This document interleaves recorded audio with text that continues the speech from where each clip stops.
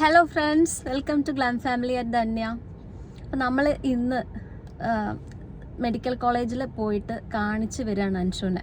ഇതാ നിങ്ങൾ എല്ലാവരും ചോദിച്ചിരുന്ന ആളിതാ അൻഷു, ഞങ്ങൾ അൻഷുക്കുട്ടൻ അല്ലേ. ഇവനിപ്പോൾ ബെറ്റർ ആയിട്ട് വരുന്നുണ്ട് കേട്ടോ. ഇപ്പോൾ ഒരാഴ്ചയായി സർജറി കഴിഞ്ഞിട്ട്. കഴിഞ്ഞ ശനിയാഴ്ചയായിരുന്നു. അപ്പം കണ്ടോ ഓരോന്ന് കാണിക്കാൻ തുടങ്ങിയപ്പോൾ എങ്ങനെയായിരുന്നു ആ വീഡിയോയിൽ നമ്മൾ കണ്ടതല്ലേ. ഇപ്പം ഭയങ്കര ഇതായി. ഞങ്ങളോട് പറയുന്നത് ഞാൻ കരയുന്ന വീഡിയോ എന്തിനാണ് എല്ലാവരും കാണിക്കുന്നതെന്നാണ് എന്നോട് ചോദിച്ചത്. പക്ഷേ ഈ പറഞ്ഞ പോലെ തന്നെ നമ്മൾ ആ ഒരു ഷോട്ട് ഇട്ടപ്പോഴാണ് മനസ്സിലാക്കിയത് ഒരുപാട് പേര് ഇതേ അവസ്ഥയിൽ പോകുന്നുണ്ട്. നമ്മൾ അറിയാത്ത പോലെ തന്നെ പലരും അറിഞ്ഞിട്ടില്ല ഇങ്ങനൊരു സംഭവം ഉണ്ട്, ഇതിൻ്റെ ട്രീറ്റ്മെൻറ്റ് മുന്നേ തന്നെ എടുക്കണം എന്നുള്ളതൊന്നും പലരും അറിഞ്ഞിട്ടില്ല. അപ്പം അതെന്തായാലും ഇനി വേറെ ആരും അങ്ങനെ അറിയാതിരിക്കരുതെന്ന് വിചാരിച്ചിട്ടാണ് ഞങ്ങളത് സംശയത്തോടെയാണ് വീഡിയോ എടുത്തത്. എന്നാലും അപ്പം എങ്ങനെയാണ് അൻഷുവിന് ഇപ്പം ഞങ്ങൾ ഇവിടെ എത്തിച്ചേർന്നത് എന്നുള്ളത്, സർജറീൻ്റെത് പറഞ്ഞത് എങ്ങനെയാണെന്നുള്ളത്, ഞങ്ങൾ ഗാനയിലായിരുന്നു ആദ്യം താമസിച്ചത്. അപ്പോൾ ഗാനയിൽ നിന്ന് നാട്ടിലേക്ക് വന്ന സമയത്ത് അൻഷുവിന് ആദ്യം പറഞ്ഞത് ചെറുതായിട്ട് ചെവി വേദന പറയുന്നുണ്ടായിരുന്നു. അപ്പം ഞങ്ങളത് കാര്യമാക്കിയില്ല. പിന്നെയും അവൻ ഇടയ്ക്കിടയ്ക്ക് ഇത് ചെവി വേദനിക്കുന്നുണ്ട് അമ്മയെന്ന് പറഞ്ഞപ്പം ഒരു ദിവസം ഞങ്ങളെ വീടിൻ്റെ തൊട്ടടുത്തുള്ള ഒരു ഹോസ്പിറ്റലിൽ, ഒരു പ്രൈവറ്റ് ഹോസ്പിറ്റലിൽ കൊണ്ടുപോയി.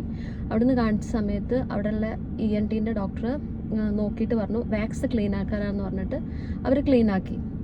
അപ്പം അത് കഴിഞ്ഞ് പിന്നെയും വേദന മാറുന്നില്ല. അങ്ങനെ വേദന എന്ന് തന്നെ പറഞ്ഞുകൊണ്ടിരിക്കുക. പിന്നെ അത് കഴിഞ്ഞ് പിന്നെ നോക്കുന്ന സമയത്ത് ഇവന്റെ പല്ല് ഞങ്ങൾ അവിടുന്ന് ഗാനേനെ പറഞ്ഞിട്ടുണ്ടായിരുന്നു. കേറിയിട്ട് മോളെ കേറി നിൽക്കാം.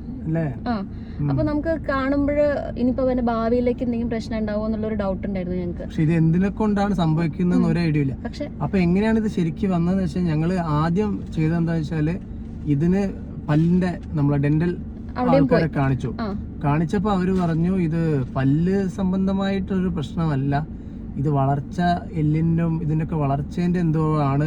നിങ്ങളൊരു കാര്യം ചെയ്യും ENTനെ ഒന്ന് കാണിച്ചു നോക്കൂ. എന്റെ ഫ്രണ്ട് അവൾ എന്നോട് ആദ്യമേ പറഞ്ഞിരുന്നു, ലൈക്ക് എന്താണ് ഇത് ഡെന്റലിന്റെ അല്ല, ഇത് ഇങ്ങനത്തെ പ്രശ്നങ്ങൾ കുറെ കുട്ടികൾക്ക് കാണുന്നുണ്ട്, ഒരു ENTനെ കാണിച്ചു നോക്കൂന്ന് അവള് പറഞ്ഞിരുന്നു. അതിന്റെ അങ്ങനെ ആണ് ഞങ്ങൾ ഇതിലൊക്കെ കാണിക്കണം എന്നുള്ള തീരുമാനത്തിലേക്ക് എത്തിയത്. ആദ്യം വിചാരിച്ചത് പല്ല് പോയി വരുന്ന സമയത്ത് ഇത് റെഡി ആവുന്ന വിചാരിച്ചത്. അപ്പൊ ഇവരുടെ അടുത്ത് പോയിട്ട് ഞങ്ങൾ ചോദിക്കുകയും ചെയ്ത് ഇപ്പം പല്ല് ഇങ്ങനെ കയറി വരുന്നത് എന്തുകൊണ്ടാണ് എന്നൊക്കെ ചോദിച്ച സമയത്ത് അവർ പറഞ്ഞു കുഴപ്പമില്ല, പല്ല് ഇപ്പൊ വേണ്ടതായിട്ടില്ലല്ലോ, സാധാരണ ഒരു 11 വയസ്സാകുമ്പോഴേ ആൺകുട്ടികളത് പോയിട്ട് പല്ല് ശരിയായിട്ട് വരുള്ളൂ എന്ന് പറഞ്ഞു. അപ്പോൾ എൻ്റെ സമയം ആവുന്നേ ഉള്ളൂ പോകാനുള്ളതൊക്കെ എന്നൊക്കെ പറഞ്ഞു. അപ്പം അങ്ങനെ പിന്നെ ചെവി വേദന ഇടയ്ക്കിടയ്ക്ക് പറഞ്ഞു. അപ്പോൾ പിന്നെ ENTനെ മാറ്റിയിട്ട് ഞങ്ങൾ ഇവിടെ കോഴിക്കോട് തന്നെയുള്ള മോഡേൺ ENTയിൽ വന്നിട്ട് കാണിച്ചു. അപ്പോൾ അവര് എൻഡോസ്കോപ്പി എടുക്കാൻ പറഞ്ഞു. എൻഡോസ്കോപ്പി എടുത്തപ്പം ഈ പറഞ്ഞ പോലെ തന്നെ പ്രശ്നങ്ങൾ മനസ്സിലായി, അഡ്നോയിഡിന്റെ ഇഷ്യൂ ഉണ്ട്. അപ്പൊ അദ്ദേഹം പറഞ്ഞത്, അവിടുത്തെ ഡോക്ടർ പറഞ്ഞ കാര്യം എന്താണെന്ന് വെച്ചാല് ശരിക്കും ഐഡിയൽ ടൈം ഇത് ചെയ്യേണ്ടത് എന്ന് പറഞ്ഞാൽ 4 വയസ്സിന് താഴോട്ടാണ്. അതായത് ചെറിയ 2 വയസ്സുള്ള കുട്ടികളെ 2.5 വയസ്സുള്ള കുട്ടികളൊക്കെ ചെയ്യുന്നുണ്ട്. അപ്പോൾ ആ സമയത്തൊക്കെ ചെയ്തു കഴിഞ്ഞാൽ അതുവരെ വായ തുറന്നുറങ്ങുന്ന കുട്ടികൾ, അതുവരെ കൂർക്കം വലിച്ചിരുന്ന കുട്ടികൾ കൂർക്കം വലിയൊന്നും ഇല്ലാതെ ആ ഡോക്ടർ പറയാണ് വന്നിട്ട് നമ്മളോട് ഒരുപാട് നന്ദി പറയും പലരും വന്നിട്ട്. അപ്പം എന്താ പറയുക, ചിലവരൊക്കെ വിചാരിക്കും ഇങ്ങനെ സ്പ്രേ യൂസ് ചെയ്താലോ അല്ലെങ്കിൽ വേറെ എന്തെങ്കിലുമൊക്കെ യൂസ് ചെയ്താൽ ചിലപ്പം വലിയ മാറ്റങ്ങൾ ഉണ്ടാവുന്ന അദ്ദേഹം പറഞ്ഞ വാക്കുകളാണ്. പക്ഷേ ഇത് ശരിക്കും ഇത് സർജറി ചെയ്താലാണ് ഇതിനൊരു എന്താ പറയുക ഒരു നല്ലൊരു മാറ്റം കിട്ടുക എന്നാണ് പുള്ളി പറഞ്ഞത്. അപ്പോൾ അതിനനുസരിച്ച് ഞങ്ങൾ അദ്ദേഹത്തിന്റെ വാക്കുകൾ കേട്ടു, എൻഡോസ്കോപ്പി എടുത്തു. എൻഡോസ്കോപ്പി എടുക്കുന്നതിന്റെ മുന്നേ ആയിട്ട് തന്നെ അവര് അൻഷുനെ കണ്ടപ്പോൾ പറഞ്ഞു അൻഷു കൂർക്കം വലിക്കുന്നുണ്ടോ, വായ തുറന്നിട്ടാണോ ഉറങ്ങുന്നതെന്ന് ചോദിച്ചു. അപ്പം അൻഷുനെ കണ്ടപ്പോൾ തന്നെ അപ്പോൾ ഞങ്ങൾ പറഞ്ഞു അതെ അങ്ങനെയാണ് ചെയ്യാറുള്ളത്. അപ്പം എൻഡോസ്കോപ്പി പിന്നെ അവർ ചെയ്തു നോക്കി. അതിന്റെ മുന്നേ തന്നെ അവർ പറഞ്ഞു അതല്ല അഡിനോയിഡിന്റെ ഉണ്ടായിട്ടായിരിക്കും എന്ന് പറഞ്ഞു. അങ്ങനെ എൻഡോസ്കോപ്പി ചെയ്ത സമയത്തും ഇതന്നെയായിരുന്നു പ്രശ്നം ഉണ്ടായിരുന്നത്. പക്ഷെ സർജറി ചെയ്തിട്ട് നിങ്ങൾക്കിപ്പോൾ സാധാ ഒരു കുട്ടി കളിക്കുന്ന പോലെ കളിക്കാം. പ്രൈവറ്റിലൊക്കെ ആകുമ്പോൾ അങ്ങനെയാണല്ലോ പറയാ, അങ്ങനെയാണ് പറഞ്ഞത് കേട്ടോ. പക്ഷെ ഞങ്ങൾക്ക് ഇത് ചെയ്തതിന് ശേഷം ഞങ്ങൾക്ക് മനസ്സിലായി അങ്ങനെ സാധാ ഒരു കുട്ടി കളിക്കുന്ന പോലെയൊന്നും കളിക്കാനൊന്നും പറ്റില്ല. ഒരാഴ്ച ആയിട്ടേ ഉള്ളൂ ഇവന്. ഒരാഴ്ച ആയിട്ട് പോലും ഭക്ഷണം കഴിക്കുന്നതിനൊക്കെ ഇപ്പോഴും ബുദ്ധിമുട്ടുകളുണ്ട്. ഞങ്ങൾക്ക് പുറത്തു കൊണ്ടുപോകുന്നതിന് ലിമിറ്റേഷൻ ഉണ്ട്. പല കാര്യങ്ങളും ഞങ്ങൾ കൂടുതൽ ശ്രദ്ധിച്ചിട്ടാണ് ഹാൻഡിൽ ചെയ്യുന്നത്. കാരണം എൻ്റെ ഒരു സുഹൃത്തും കൂടി എന്നോട് പേഴ്സണലി പറഞ്ഞിരുന്നു, അവളുടെ മകള് ഇതേപോലെ 2 ആഴ്ച എന്തോ കഴിഞ്ഞു ആ സമയത്ത് ഐസ്ക്രീമും കാര്യങ്ങളൊക്കെ കൊടുത്തു വരും. ഇനിയിപ്പോൾ കുഴപ്പമില്ലല്ലോ എന്ന് വിചാരിച്ചിട്ട് അത് ആ ഐസ്ക്രീമും കാര്യങ്ങളും കൊടുത്തപ്പോൾ പിന്നെയും ആ കുട്ടിക്ക് എന്താ പറയുക ഇൻഫെക്ഷനും കാര്യങ്ങളൊക്കെ വന്ന് വളരെയധികം പ്രശ്നത്തിലേക്ക് പോയിരുന്നു. അപ്പം നമ്മളിപ്പോഴും ശ്രദ്ധിക്കേണ്ട കാര്യം, അവർ പറയുന്നത് ഇത് നമ്മൾ ചെയ്തു 2 വീക്കാണ് അവർ റെസ്റ്റ് എന്ന് പറഞ്ഞാൽ പോലും നമ്മൾ കൂടുതൽ ശ്രദ്ധിച്ചിട്ട് വേണം നമ്മളിതിനെ ഹാൻഡിൽ ചെയ്യാൻ. അപ്പോൾ ഞങ്ങളിവിടെ പ്രൈവറ്റിൽ വന്ന് എത്രയാവും ചെയ്യാന്നൊക്കെ ചോദിച്ച സമയത്ത് അവർ 60,000 അടുത്താണ് പറഞ്ഞത്. അപ്പോൾ അത് കഴിഞ്ഞ് പിന്നെ ഞങ്ങളൊരു ഫ്രണ്ട് ഉണ്ടായിരുന്നു. അപ്പോൾ സെക്കൻഡ് ഒപ്പീനിയൻ എടുക്കണമല്ലോ നമുക്ക് ഒരു ഡോക്ടർ ഇങ്ങനെ സർജറി പറഞ്ഞിട്ടുണ്ടെങ്കിലും നമ്മൾ വേറെ ഡോക്ടർ 2-3 ഡോക്ടർമാരെ കാണിച്ചു കേട്ടോ. അപ്പോൾ അവർ പറഞ്ഞു 2-3 ഡോക്ടർമാരെ കാണിക്കുകയും ചെയ്തു. പിന്നെ പേഴ്സണലി ഞങ്ങൾക്ക് അറിയുന്ന ആൾക്കാരോട് ഞങ്ങൾ ഒരുപാട് ചോദിച്ചു.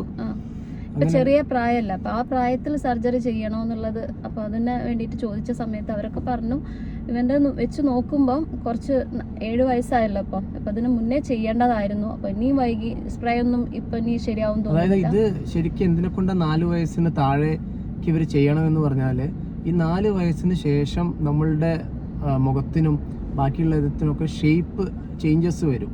അപ്പോൾ ഈ ചേഞ്ചസ് വരുന്നത് ഈ അഡിനോയിഡ് ഉള്ളപ്പം മുഖത്തിന് വരുന്ന ചേഞ്ചസും അഡിനോയിഡ് ഇല്ലാത്തപ്പോഴും ഉള്ളത് വ്യത്യാസമാണ്.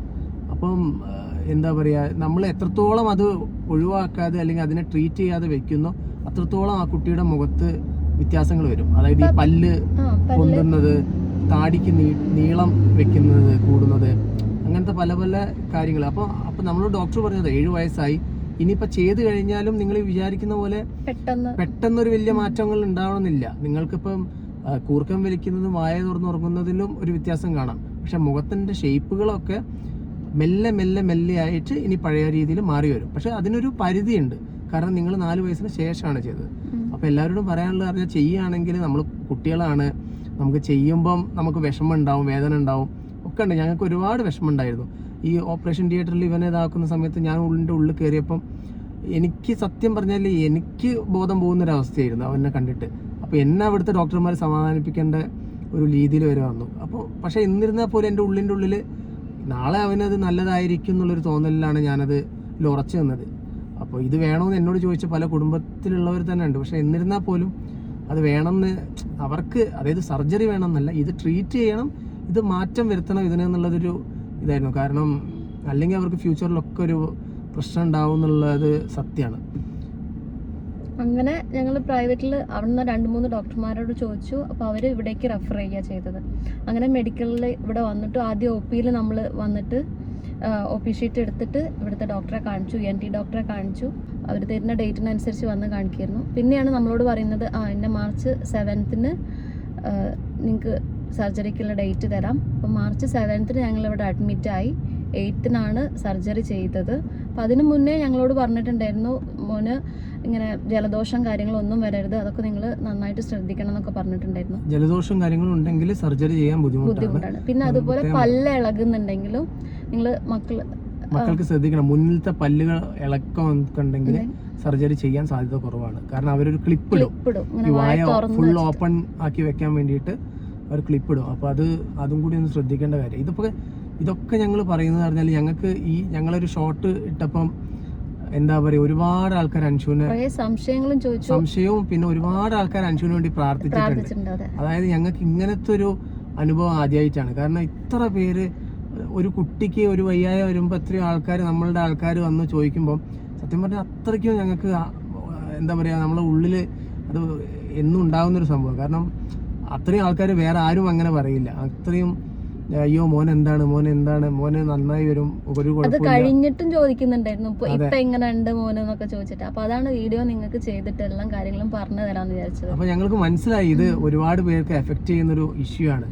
പലരും അറിയുന്നില്ല. ഈ പറഞ്ഞ പോലെ ചിലവരൊക്കെ കമന്റിൽ പറയുന്നുണ്ട്, അയ്യോ എൻ്റെ മകനും ഇതേപോലെ വായ തുറന്നിട്ടാണ് ഉറങ്ങുന്നത്, പക്ഷെ എനിക്ക് ഇതായിരുന്നു ഇഷ്യൂ എന്നൊക്കെ ചോദിക്കുന്നവരുണ്ട്. അപ്പം ഞങ്ങൾ അറിഞ്ഞില്ല, ഞങ്ങൾ ലേറ്റ് ആയി പോയി അറിയാൻ. അപ്പം നിങ്ങളോ അറിയാതിരിക്കേണ്ടെന്ന് വെച്ചിട്ടാണ് ഞങ്ങളിത് പറയുന്നത്. വെള്ളിയാഴ്ച അഡ്മിറ്റായി, ശനിയാഴ്ചയായിരുന്നു സർജറി ചെയ്തത്. രാവിലെ സർജറി ചെയ്തു.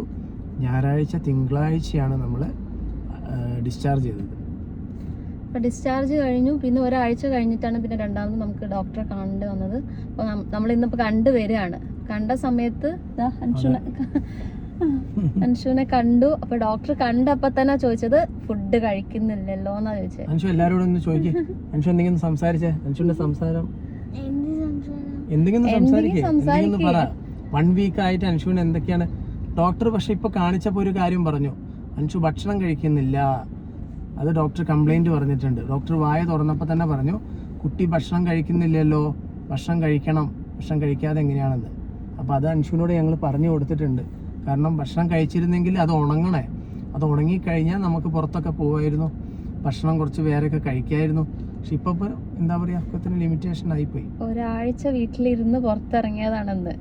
അതെ, ഒരാഴ്ച ഇരിക്കുക എന്ന് പറഞ്ഞാൽ ആൾക്ക് ഭയങ്കര ബുദ്ധിമുട്ടായിരുന്നു. പക്ഷെ വേറെ നിവർത്തില്ല, ഇൻഫെക്ഷനും കാര്യങ്ങളൊന്നും വരാതിരിക്കാൻ വീടിന്റെ പുറത്തേക്ക് പോലും ഇറക്കാറില്ലായിരുന്നു.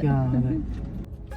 അപ്പൊ ഞങ്ങളിപ്പോ ഹോസ്പിറ്റലിൽ നിന്ന് വരുന്ന വഴിയാണ്. നിങ്ങളോടൊക്കെ ഇത് പറയാനുള്ള കാരണം, ഇതില് ഒരുപാട് ആൾക്കാർക്ക് ഇതിനെ കുറിച്ച് അറിയാനും അൻഷുവിന് എന്തായി എന്ന് അറിയാനൊക്കെ ഉള്ള താല്പര്യം ഉണ്ടായിരുന്നു. അതിനെക്കൊണ്ടാണ് ഞങ്ങൾ ഒട്ടും ലേറ്റ് ആക്കാതെ വണ്ടി വരുന്ന വഴിക്ക് ഇവിടെ പാർക്ക് ചെയ്തിട്ട് സംസാരിക്കുകയാണ്.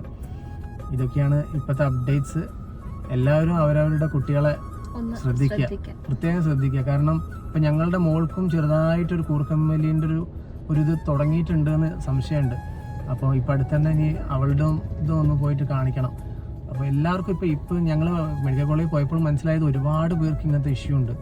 അപ്പോൾ നമ്മൾ കഴിയുന്നതും പെട്ടെന്ന് ഇത് മാറ്റുന്നതാണ് നല്ലത്. അപ്പം എന്തായാലും എല്ലാവർക്കും ഒരുപാട് നന്ദി. അൻഷുവിൻ്റെ കാര്യം അന്വേഷിച്ചതിന്, പ്രാർത്ഥിച്ചതിന്, കൂടെ നിന്നതിന്. ഭയങ്കര ഒരു വല്ലാത്തൊരു ഫീലിംഗ് ആയിരുന്നു കേട്ടോ. സത്യം പറഞ്ഞാൽ ഇങ്ങനെ ഒരു റെസ്പോൺസ് ഉണ്ടാവുമെന്ന് ഒട്ടും വിചാരിച്ചില്ല. കാരണം അത് ഭയങ്കര സ്പെഷ്യലായിരുന്നു ഞങ്ങൾക്ക് എന്തായാലും. അപ്പം ഞങ്ങൾ ഇനി അസുഖമൊക്കെ മാറ്റിയിട്ട് ഞങ്ങൾ ഉഷാറായിട്ട് അടുത്ത വീഡിയോയുമായിട്ട് വരുന്നതാണല്ലേ അൻഷു? അല്ലേ, വരൂല്ലേ? ഇപ്പൊ ഇവരോട് എന്താ പറയാനുള്ള അൻഷുന്? എന്താ പറഞ്ഞേ? താങ്ക്സ്. Thank you. ഒരു ഫ്ലൈയിങ് കിസ് കൊടുത്തേ. ഒരു ഫ്ലൈയിങ് കിസ്. എന്താണ് ഒരു ഉമ്മ കൊടുത്താല്? ഒരു ഫ്ലൈയിങ് കിസ്. അപ്പൊ എല്ലാവർക്കും ബൈ. ഒന്നുകൂടി. ഓക്കെ, ശരി.